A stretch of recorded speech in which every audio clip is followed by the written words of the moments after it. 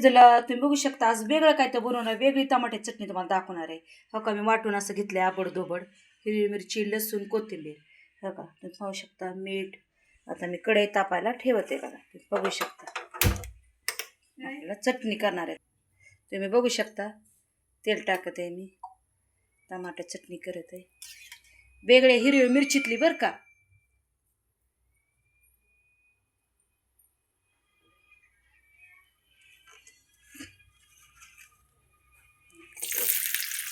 कांदा टाकायचा असं.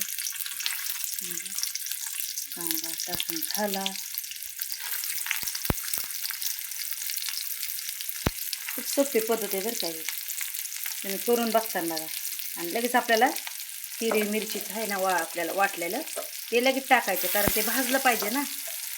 खूप सुंदर लागतं.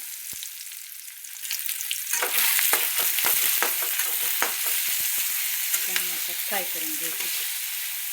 पुढे झालं की लगेच टमॅटो आहे ना ते पण टाकायचं. एक जीव झाला पाहिजे ना, चांगलं फ्राय करायचं बरं का तेलात. इतकी सुंदर चटणी होती नाही टमाट्याची, आबडधोबड करायची. बघू शकता.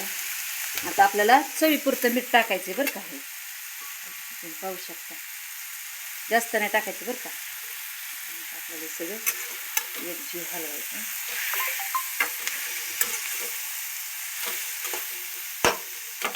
त्याला थोडंसं वाढवते बरं का. ते बघू शकता. एक जीव झाला पाहिजे. शिजू दे थोडंसं तेलात. टमाट्याचं चटणी नाही वेळ लागत, जास्त टाईम पण नाही जात. तुम्ही बघू शकता कसं झालं. तर तुम्ही आबडधोबड घेतलं तर थोडीशी हळद टाकायचं, जास्त नाही, थोडीशी टाकायची बरं का. तुम्हाला शेंगदाण्याचं कूट टाकायचं असलं तर टाकू नका, टाकला तरी चालतो, नाही टाकला तरी चालतो. तुम्ही अशी पण चटणी खाऊ शकता बरं का. हे हिरव्या मिरचीतली बरं का टमाट्याची चटणी, वेगळं काहीतरी जरा. बघू शकता तुम्ही आता.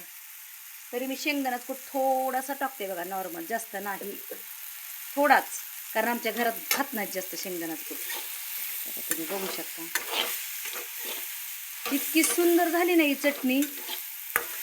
मी त्या मिक्सरमध्ये मी लसूण, कोथिंबीर ते सगळं टाकलं होतं बरं का. थोडेसे जिरे पण टाकले होते वाटताना.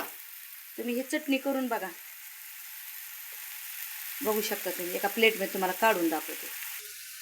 तुम्ही बघू शकता कशी झाली टमाट्याची चटणी. तुम्हाला माझं करणं आवडलं असं तर माझ्या चॅनलला शेअर करा, लाईक करा. थँक्यू. धन्यवाद. इशूला आमेन.